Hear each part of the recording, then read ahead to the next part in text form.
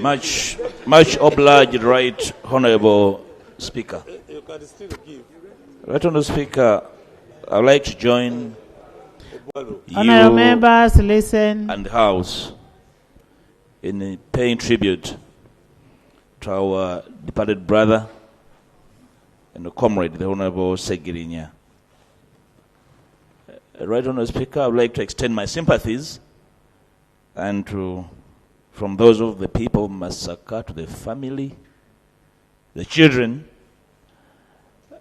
and the mother in a special way, because she had this special attachment to his son that I witnessed and touched over time.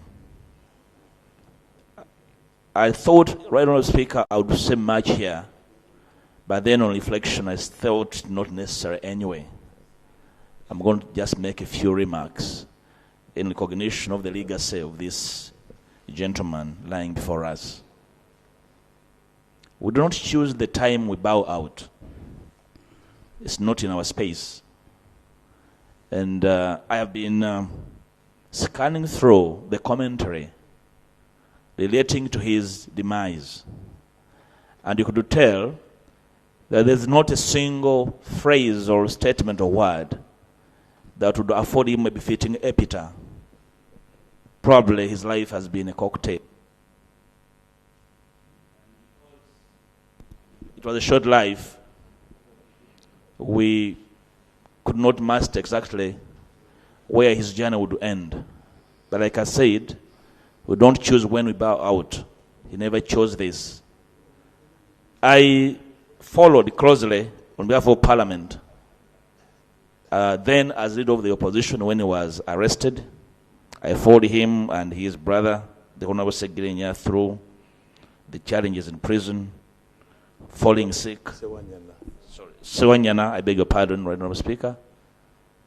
And the troubles went through to secure clearance of the medical board for his treatment, away from treatment in prison and from within the country. I want to thank you, Right Honorable Speaker, for the effort. At one stage, the Right Honorable Speaker had to do a money hunt for members of the medical board to convene and clear the treatment of Honorable Ssegirinya. It was tough. It was tough, and we were losing time. We were losing time, and he had to be driven to the tarmac for emergency treatment. Suddenly, his illness and eventual demise exposed our systems.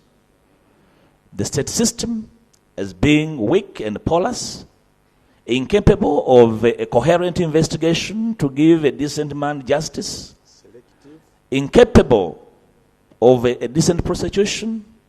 The entire exercise in which he was being prosecuted tainted with a lot of inconsistency, and you could feel a sense of, revenge and retribution, this whole thing. And for me, that should not be part of our life. I'm glad the Honorable Minister for the Youth has made a commitment. I want to see you follow through that commitment. That, Madam Speaker, I beg your pardon that I make these statements, that the hunting and hounding of the opposition must cease. The Honorable Ssegirinya had so many friends. And I want to thank his friends who stood with him in prison and hospital. Even when he left prison, and some friends were questioning how he was released, yet they knew he was very sick. That for me was inhuman. Secondly, to thank the medical team at Nsambya Hospital, Dr. Sechitoliko and team, Lubaga Hospital, Sister Dr. Grace Nanyondo and the team. They did a great job. And of course, the team at Aga Khan Hospital. I visited Ssegirinya at Aga Khan, and I thought we had lost him. But the mother stayed strong, and the young man called Kasaga, who was taking care of him very closely. I found them desperate. And the doctor at Aga Khan asked me, but you can't manage this in Uganda? And I felt a sense of really shame on my part. Right on the speaker, as I conclude, he's left us.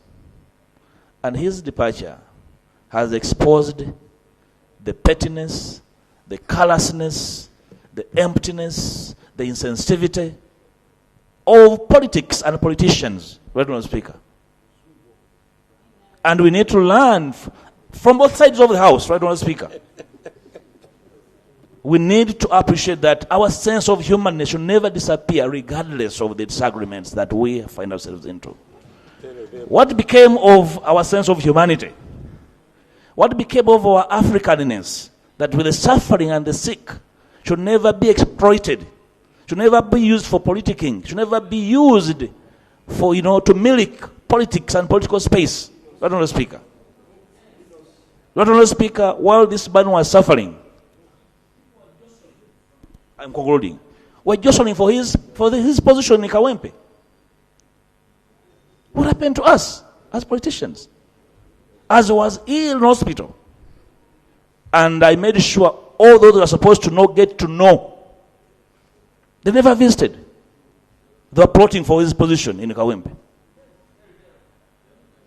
This is very careless of politicians. It must stop.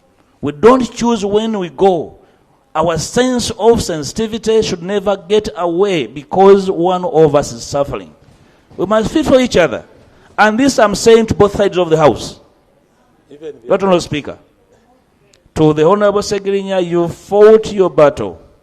You did your bit humbly, with humility, with a little, in terms of exposition, in terms of capacity. We shall escort you not as a villain, but as a victor in these very small spaces in which we struggle to make a difference. Sleep well, my brother. Thank you.